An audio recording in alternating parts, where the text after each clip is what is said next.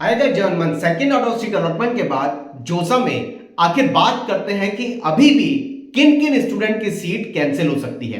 Number 1 category के वो student जिनको पहले आईआईटी में एडमिशन मिला फर्स्ट राउंड में और सेकंड राउंड में उनको एनआईटी में सीट मिली, वाइस वर्सा जिनको फर्स्ट राउंड में एनआईटी में सीट मिली और सेकंड राउंड में जिनको आईआईटीज के अंदर किसी ब्रांच की सीट मिली, उनका जोसा के थ्रू ड्यूल वेरिफिकेशन होगा।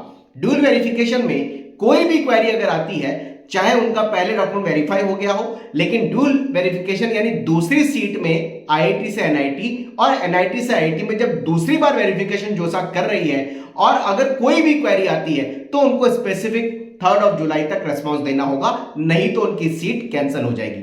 ऐसे कैटेगरी 2 के स्टूडेंट जिनको पहली बार जोसा में सेकंड राउंड में किसी भी कॉलेज किसी ब्रांच का अलॉटमेंट हुआ है, ध्यान से सुनिएगा, पहली बार सेकंड राउंड में जिनको जोसा में किसी भी कॉलेज किसी ब्रांच का अलॉटमेंट हुआ है, उनको एंटायर ऑनलाइन रिपोर्टिंग के प्रोसेस को कंप्लीट करना ही होगा। यानी डॉक्यूमेंट अपलोड करने पड़ेंगे, फीस जमा करनी पड़ेगी, फ्रीज, फ्लॉट और स्लाइड के ऑप्शन को चूज करना होगा, अदरवाइज सेकंड राउंड में अलॉटेड सीट उनकी कैंसिल हो जाएगी।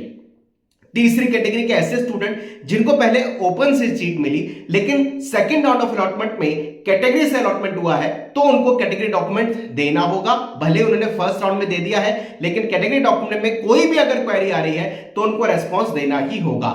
ऐसे बच्चे जिन्होंने पहले फ्लॉट किया हुआ है, स्लाइड किया हुआ है, फ्रीज करने वालों के लिए तो टेंशन नहीं है, लेकिन जिन्होंने फ्लॉट किया हुआ है, स्लाइड किया हुआ है, अगर वो कुछ भी चेंजेस फ्लॉट को स्लाइड या फ्रीज में, स्लाइड को फ्रीज में, अगर कुछ भी चेंजेस फ्लॉट और स्लाइड में नहीं करना चाहते हैं तो उनको वेबसाइट पे जाके कुछ भी करने की जरूरत नहीं है। केवल हर राउंड में उनको अपने नए अलॉटमेंट को देखना होगा, अदरवाइज पुराने कॉलेज की ब्रांच उनको अलॉट होगी। यानी जिनको आईआईटी से एनआईटी मिला, एनआईटी से आईआईटी मिला और उनकी ड्यूल वेरिफिकेशन में क्वेरी आती है तो उनको जोसा की वेबसाइट पे क्वेरी का रिस्पांस स्पेसिफिक टाइम में देना होगा, सीट नहीं तो कैंसिल होगी।